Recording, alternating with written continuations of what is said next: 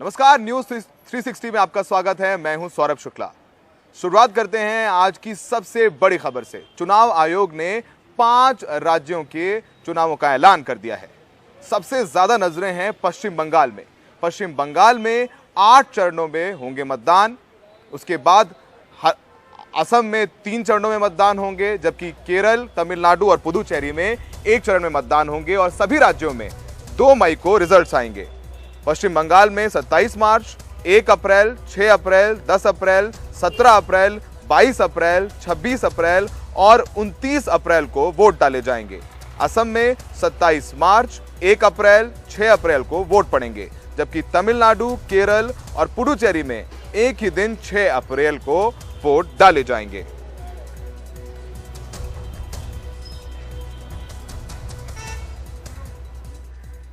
Date of counting 2nd May. I shall not read 2nd May again and again because that is the date of counting is same for all the elections.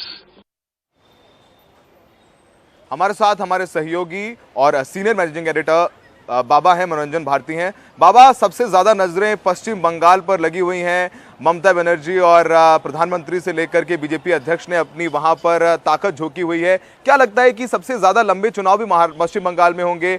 8 चरणों में चुनाव कराने के पीछे क्या मंशा है चुनाव आयोग की? बाबा, क्या लगता है आपको? देखिए, चुनाव आयोग से जब यह सवाल पूछा गया तो चुनाव आयोग ने कहा कि कोरोना का समय है, इसलिए 8 फेज में चुनाव कराए गए हैं। लेकिन लोग अब ये सवाल पूछने लगे हैं कि देखिए, यदि पश्चिम बंगाल में 294 सीटों के लिए यदि 8 फेज में आप चुनाव कराते हैं तो 234 विधानसभा वाली तमिलनाडु में 1 फेज में चुनाव क्यों है?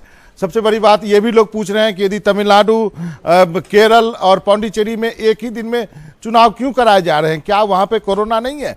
तो ये सवाल जो है, जो इस आपके सवाल का उत्तर जो है वो राजनीतिक है। राजनीतिक इसलिए है कि बीजेपी को लगता है कि वो पश्चिम बंगाल में कुछ कर सकती है, क्योंकि 2019 के लोकसभा चुनाव के बाद बीजेपी की उम्मीदें जगी है। लेकिन उस आंकड़ों के हिसाब से भी मैं बता दूं कि यदि उस आंकड़ों के अनुसार भी यदि आप लोकसभा में जितनी सीटें आई थी, तृणमूल कांग्रेस को 22 और बीजेपी को 18, उसका यदि हम विधानसभा सीटों में परिवर्तन करें तो भी तृणमूल कांग्रेस को 171 सीटें मिलती हैं और बीजेपी को 116। तो शायद बीजेपी को, जबकि कट ऑफ मार्क जो है वो करीब जो है 149 के करीब है, तो बीजेपी को लगता है कि 116 से 148 49 पहुंचा जा सकता है। शायद यही वजह है कि 8 फेज का चुनाव है, लंबा चुनाव प्रचार करेगा बीजेपी, पूरी ताकत झोंकेगी, सारे बड़े नेता वहां जाएंगे, क्योंकि पूरी बीजेपी के साथ वहां पे तृणमूल कांग्रेस का केवल एक ही चेहरा है, वो है ममता बनर्जी। तो बाबा, इस बार बीजेपी का सोनार बंगला और ममता बनर्जी का खेला होवे में जबरदस्त टक्कर होने वाली है। लगातार देखिए बाबा, आपने देखा है, आपने इतने वक्त तक कवर भी किया है, हिंसा की खबरें बहुत आती है पश्चिम बंगाल से। चुनाव आयोग का उस पर भी काफी ध्यान रहेगा और इस बार आरोप प्रत्यारोप के दौर भी काफी जबरदस्त जारी रहेंगे और पहले से ही बीजेपी और तृणमूल एक दूसरे पर आरोप लगाते रहे। एक वक्त था जब हिंसा की खबरें आपको बिहार से भी खूब सुनाई देती थी, उत्तर प्रदेश से भी खूब सुनाई देती थी। वो गुजरा जमाना हो गया। वो जमाना तब होता था जब बैलेट पेपर से चुनाव हुआ करते थे। जब से इलेक्ट्रॉनिक वोटिंग मशीन से चुनाव हुए हैं, बूथ लूटना जो है वो खत्म हो गया, इसलिए अब जो है वो हिंसा नहीं होती है। मुझे लगता है कि एक ये तर्क दिया गया है कि चुनावी हिंसा की वजह से 8 फेज कराया जा रहा है, लेकिन जो तर्क जो भी दिया जाए, हम और आप जानते हैं कि चुनाव इसलिए 8 फेज में कराया गया है कि लंबे फेज तक चुनाव चले, लंबे समय तक बीजेपी प्रचार कर सके। बीजेपी के पास सब कुछ है, सुविधा है, सब कुछ है, बड़े बड़े चेहरे हैं, तो इसलिए उनको लगता है कि वो बंगाल में इस बार परिवर्तन ला सकते हैं। लेकिन और आपको बता दूं कि तृणमूल कांग्रेस के नेता भी ये मानते हैं कि ये चुनाव उनके लिए टफ है, लेकिन उनको उम्मीद है कि ग्रामीण पर जो बंगाल है वो उनके साथ है, बीजेपी शहरों में ज़्यादा पॉपुलर है। जी बाबा, बहुत बहुत शुक्रिया इस जानकारी लिए। तो बाबा बता रहे हैं कि चुनाव आयोग की जो लंबी तारीखें दी हैं, इसका एक राजनीतिक मतलब भी निकाला जा रहा है। फिलहाल अब 8 चरणों में मतदान होंगे पश्चिम बंगाल में, जहां पर सबकी नजरें लगी रहेंगी। अब रुख करते हैं गुजरात का। गुजरात के सूरत में आम आदमी पार्टी ने निकाय चुनावों में जबरदस्त प्रदर्शन किया और इस जबरदस्त प्रदर्शन का जश्न मनाने खुद दिल्ली के मुख्यमंत्री और आपके संयोजक अरविंद केजरीवाल सूरत पहुंचे हैं। सूरत में आज उन्होंने एक लंबा रोड शो निकाला है। सूरत नगर के निगम चुनाव में आम आदमी पार्टी अब मुख्य विपक्षी दल बन गई है। सूरत नगर निगम की 120 सीटों में से आम आदमी पार्टी ने 27 सीटें जीतकर सबको चौंका दिया था। सूरत में बीजेपी ने 93 सीटें जीती थी, जबकि कांग्रेस अपना खाता भी नहीं खोल पाई। सूरत पहुंचे केजरीवाल ने पहले उन्होंने नए पार्षदों से मुलाकात की, फिर दोपहर बाद सूरत की सड़कों पर रोड शो करने उतरे। ये रोड शो 7 किलोमीटर लंबा था। इसके बाद उन्होंने एक रैली को संबोधित किया। रैली से पहले केजरीवाल ने 7 किलोमीटर लंबा रोड शो भी किया। ये रोड शो कैसा रहा, बता रहे हैं हमारे सहयोगी सोहित मिश्रा। ये जो जीत हुई है आम आदमी पार्टी की, 27 सीट आई हैं, ये गुजरात के लोग एक संदेश देना चाहते हैं। अभी 2 बड़ी पार्टियां हैं। गुजरात के लोग संदेश देना चाहते हैं कि वो इन दोनों बड़ी पार्टियों से तंग आ चुके हैं। गुजरात के लोग कहना चाहते हैं कि इन दोनों पार्टियों की राजनीति को हम खत्म करना चाहते हैं।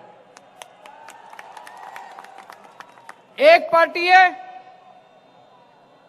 जो तुष्टीकरण की राजनीति करती है, दूसरी पार्टी है जो नफरत की राजनीति करती है।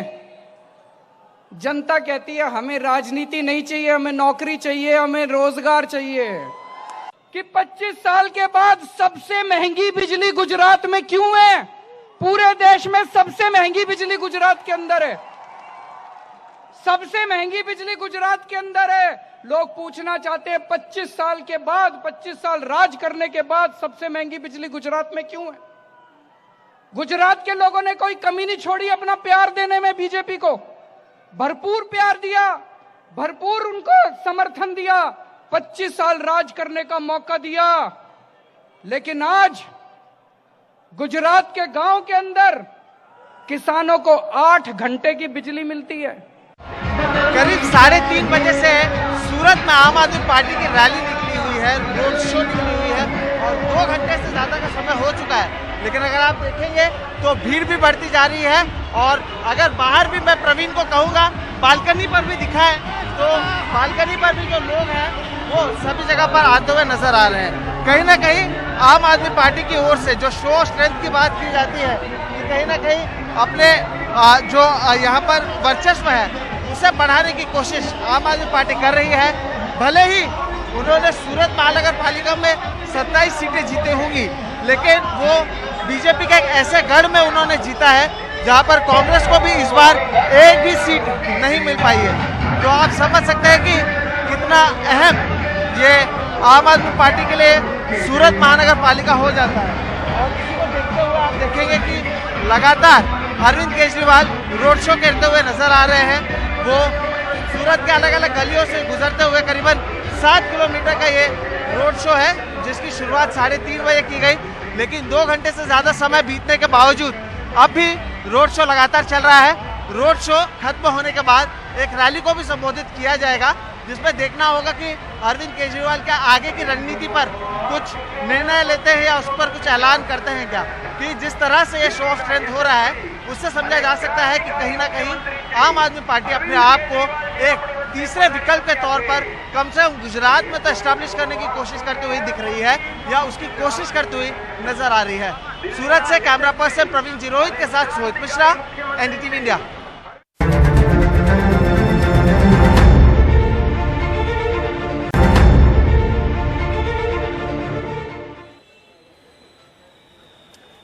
ब्रेक के बाद न्यूज 360 में आपका स्वागत है। मैं हूं सौरभ शुक्ला।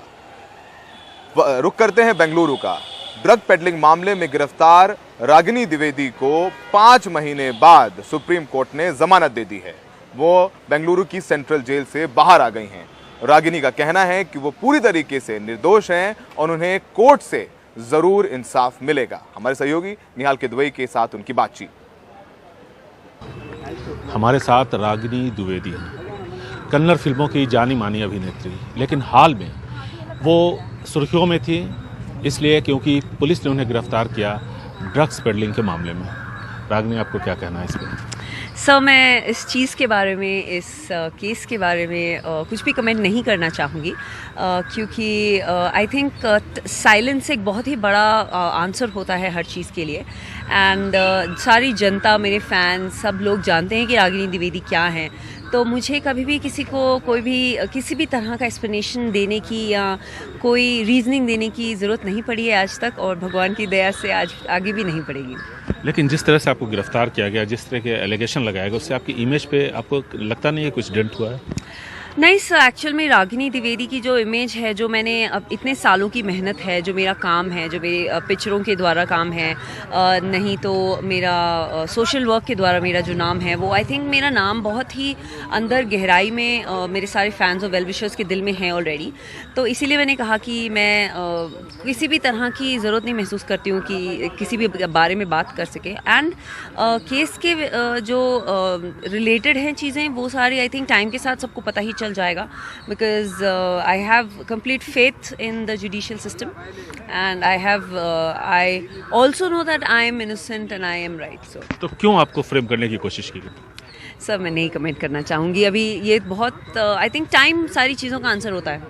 चलिए, बहुत बहुत शुक्रिया। लगातार पेट्रोल और डीजल के दाम बढ़ रहे हैं, जिसको लेकर के विपक्ष केंद्र सरकार पर हमलावर है। आज तेल की कीमतों को बढ़ते जब लगातार बढ़ रही है, उसको लेकर के दिल्ली कांग्रेस ने प्रदर्शन किया। हालांकि बीते 3 दिनों से कीमतों में कोई बढ़ोतरी नहीं हुई है, लेकिन इस महीने कुल 13 दिन दाम बढ़ाए गए हैं, जबकि कटौती एक बार भी नहीं हुई है।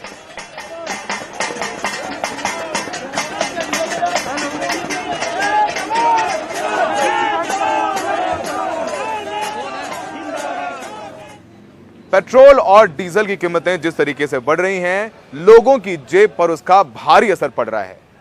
कैसे चुटकी ले रहे हैं और लोगों को क्या तकलीफें हो रही हैं, हमारे सहयोगी अरुण सिंह की ये रिपोर्ट। ये है मेरा लग्जरी शॉपिंग हॉल। आज मैं आपको बताने वाला हूँ मैंने क्या क्या खरीदा है। मैं एचपी के पेट्रोल पंप नोएडा में हूँ।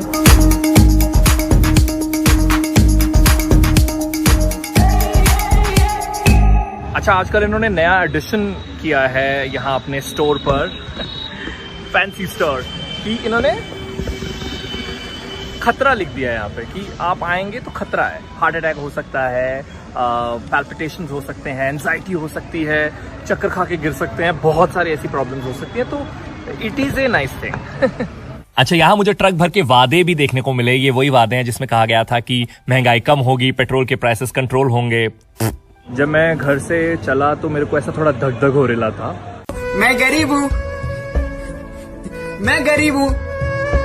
डीजल और पेट्रोल का दोनों का ऑप्शन है आपके पास, तो ऑप्शन है, वैरायटी है, आप किसी भी तरीके से लूट सकते हैं। यहाँ डिफरेंट पैकेजेस मुझे ऑफर किए गए, जैसे 2 बूंद जिंदगी की या फिर टैंक फुल बड़ी अमीरी आई है। मैंने सेकंड ऑप्शन चूज किया क्योंकि मुझे अच्छा लग रहा था कि एटलीस्ट नोएडा में 100 रुपए तो अभी नहीं हुआ। कार्ड स्वाइप करने से पहले इन्होंने पूछा, कर दूं बर्बाद?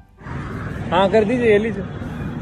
कार्ड स्वाइप होने के बाद बैलेंस देखने की जरूरत ना करें, और एक एडवाइस दूंगा कि अपने प्रॉपर्टी के कागजात भी लेकर जा सकते हैं आप, ट्रांजैक्शन में मदद मिलेगी। वहीं लाइफ लेसन्स भी सीखने का मुझे मौका मिला, जैसे अगर आप ट्रिगर इजीली हो जाते हैं तो यहाँ का शॉपिंग एक्सपीरियंस आपको पेशेंस सिखाता है कि देखिए आप आंखों के सामने खुद लुट रहे हैं और आप कितने पेशेंट हैं। इसके बाद आई टुक एन एग्जिट। लुट गए, ये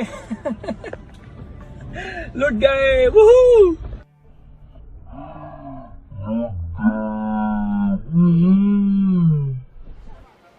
आज के लिए न्यूज 360 में इतना ही। देश दुनिया की तमाम खबरों के लिए बने रहिए एनडीटीवी इंडिया पर।